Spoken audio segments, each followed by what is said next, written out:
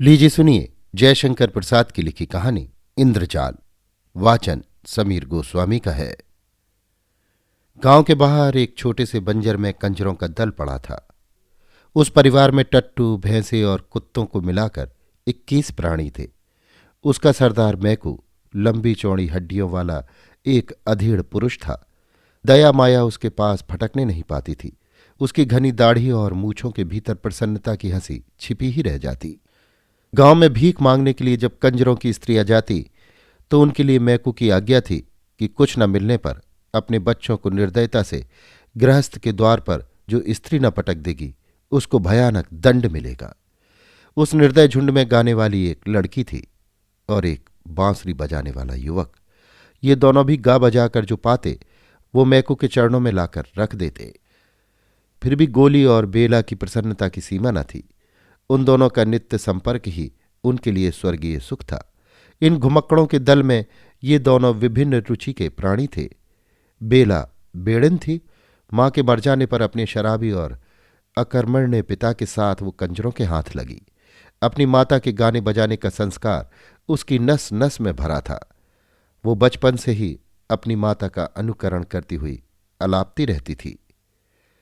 शासन की कठोरता के कारण कंजरों का डाका और लड़कियों के चुराने का व्यापार बंद हो चला था। फिर भी मैकू अफसर से नहीं चूकता। अपने दल की उन्नति में बराबर लगा ही रहता। इस तरह गोली के बाप के मर जाने पर जो एक चतुर नट था, मैकू ने उसकी खेल की पिटारी के साथ गोली पर भी अधिकार जमाया। गोली महुअर तो बजाता ही था, पर बेला का साथ होने पर उसने बांसुरी बजाने में अभ्यास किया। पहले तो उसकी नटविद्या में बेला भी मनोयोग से लगी, किंतु दोनों को भानुमति वाली पिटारी ढोकर 2-4 पैसे कमाना अच्छा न लगा।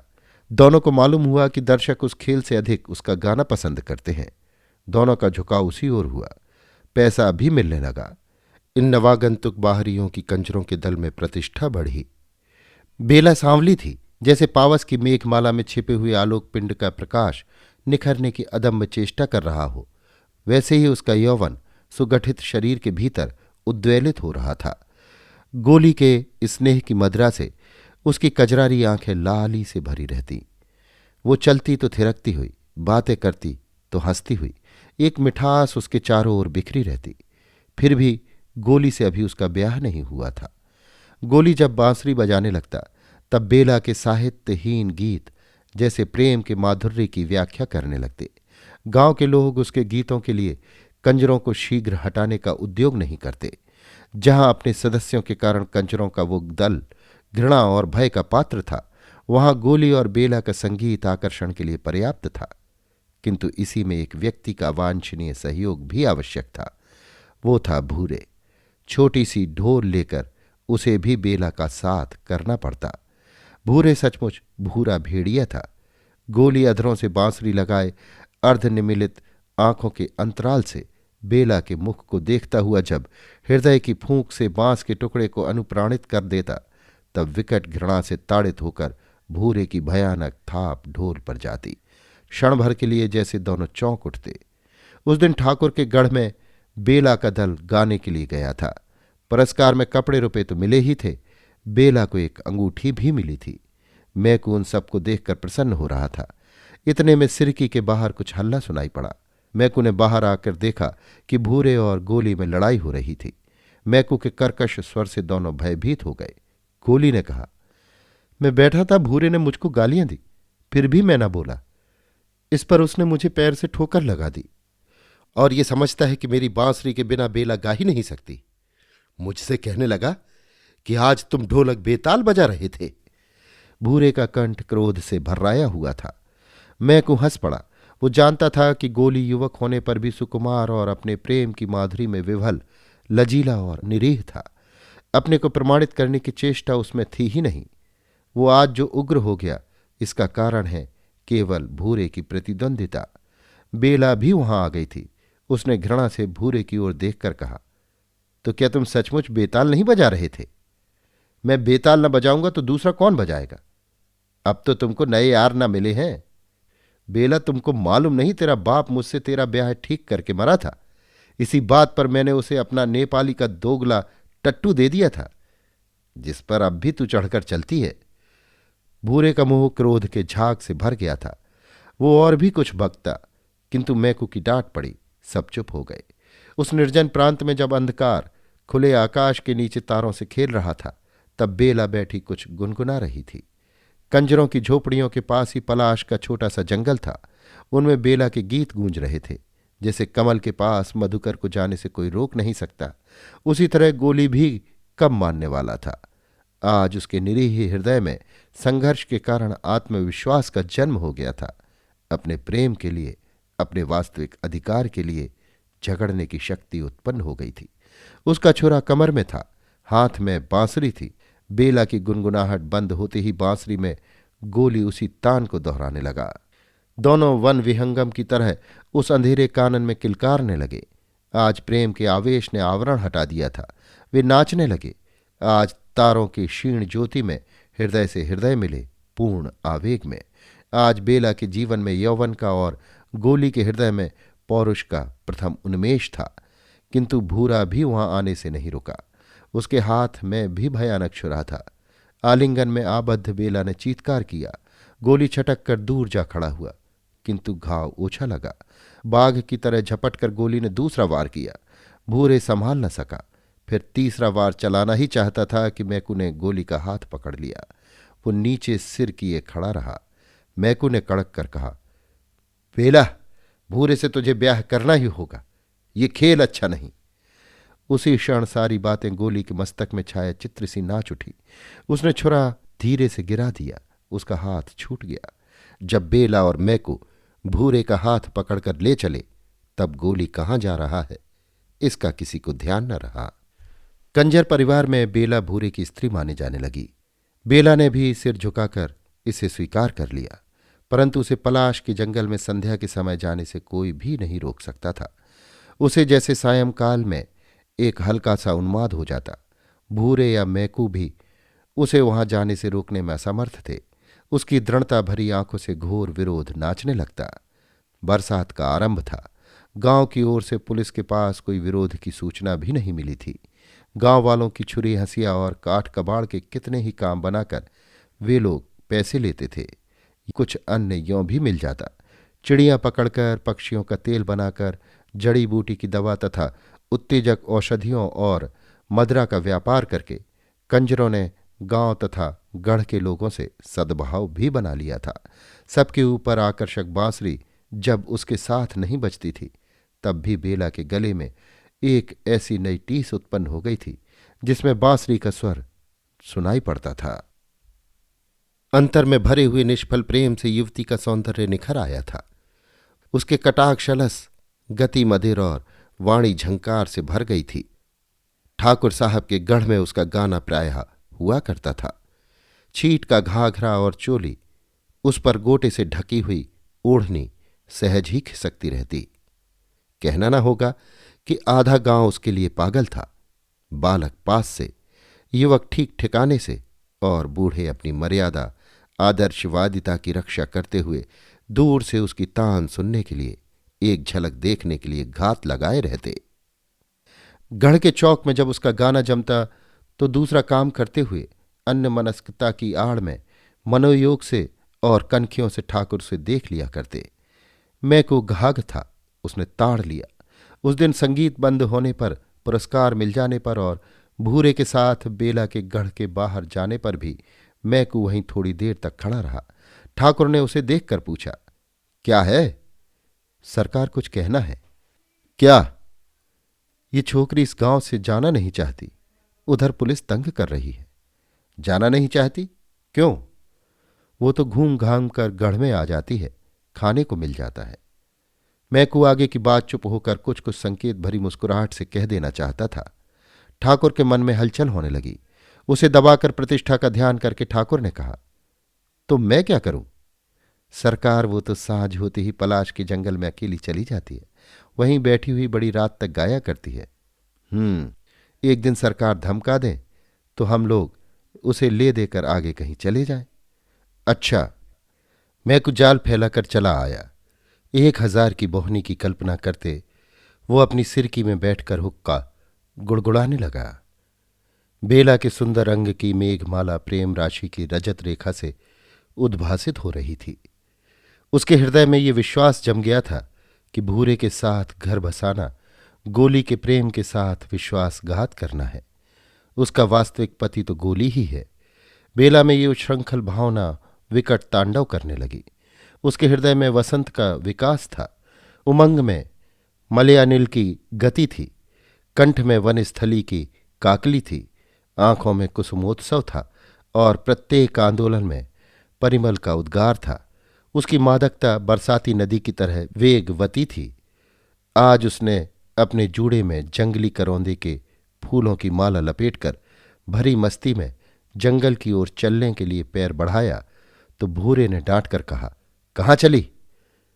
यार के पास, उसने छूटते ही कहा। बेला के सहवास में आने पर अपनी लघुता को जानते हुए महसूस कर भूरे ने कहा, तू खून कराए बिना चैन न लेगी। बेला की आंखों में गोली का और उसके परिवर्धमान प्रेमांकुर का चित्र था, जो उसके हट जाने पर विरह जल से हरा भरा हो उठा था। बेला पलाश के जंगल में अपने बिछड़े हुए प्रियतम के उद्देश्य से दो चार विरह वेदना की तानों की प्रतिध्वनि छोड़ आने का काल्पनिक सुख नहीं छोड़ सकती थी। उस एकांत संध्या में बरसाती झिल्लियों की झनकार से वायुमंडल गूंज रहा था। बेला अपने परिचित पलाश के नीचे बैठकर गाने लगी, चीनत नाही बदल गए नैना। ऐसा मालूम होता था कि सचमुच गोली उस अंधकार में अपरिचित की तरह मुंह फिराकर चला जा रहा है। बेला की मनोवेदना को पहचानने की क्षमता उसने खो दी है। बेला का एकांत में विरह निवेदन उसकी भाव प्रवणता को और भी उत्तेजित करता था। पलाश का जंगल उसकी कातर कुहुक से गूंज रहा था। सहसा उस निस्तब्धता को भंग करते हुए घोड़े पर सवार ठाकुर साहब वहां आ पहुंचे। अरे बेला, तू यहां क्या कर रही है? बेला की स्वर लहरी रुक गई थी। उसने देखा ठाकुर साहब महत्व का संपूर्ण चित्र, कई बार जिसे अपने मन की असंयत कल्पना में दुर्गम शैल श्रृंग समझकर अपने भ्रम पर अपनी हंसी उड़ा चुकी थी। वो सकुच कर खड़ी हो गई, बोली नहीं, मन में सोच रही थी, गोली को छोड़कर भूरे के साथ रहना क्या उचित है, और नहीं तो फिर। ठाकुर ने कहा, तो तुम्हारे साथ कोई नहीं है? कोई जानवर निकल आवे तो? बेला खिलखिलाकर हंस पड़ी। ठाकुर का प्रमाद बढ़ चला था। घोड़े से झुककर उसका कंधा पकड़ते हुए कहा, चलो तुमको पहुंचा दें। उसका शरीर कांप रहा था और ठाकुर आवेश में भर रहे थे। उन्होंने कहा, बेला मेरे यहां चलोगी? भूरे मेरा पति है। बेला के इस कथन में भयानक व्यंग था। वो भूरे से छुटकारा पाने के लिए तरस रही थी। उसने धीरे से अपना सिर ठाकुर की जांघ से सटा दिया। एक क्षण के लिए दोनों चुप थे। फिर उसी समय अंधकार में दो मूर्तियों का प्रादुर्भाव हुआ। कठोर कंठ से भूरे ने पुकारा, बेला। ठाकुर सावधान हो गए। उनका हाथ बगल की तलवार की मूठ पर जा पड़ा। भूरे ने कहा, जंगल में किस लिए तू आती थी, ये मुझे आज मालूम हुआ। चल, तेरा खून पिए बिना ना छोड़ूंगा। ठाकुर के अपराध का आरंभ तो उनके मन में हो ही चुका था। उन्होंने अपने को छिपाने का प्रयत्न छोड़ दिया। कड़क कर बोले, खून करने के पहले अपनी बात भी सोच लो। तुम मुझ पर संदेह करते हो तो ये तुम्हारा भ्रम है। मैं तो। अब मैकू आगे आया। उसने कहा, सरकार, बेला अब कंजरों के दल में नहीं रह सकेगी। तो तुम क्या कहना चाहते हो? ठाकुर साहब अपने में आ रहे थे, फिर भी घटना चक्र से विवश थे। अब ये आपके पास रह सकती है। भूरे इसे लेकर हम लोगों के संग नहीं रह सकता। मैकू पूरा खिलाड़ी था। उसके सामने उस अंधकार में रुपए चमक रहे थे। ठाकुर को अपने अहंकार का आश्रय मिला। थोड़ा सा विवेक जो उस अंधकार में झिलमिला रहा था बुझ गया। उन्होंने कहा, तब तुम क्या चाहते हो?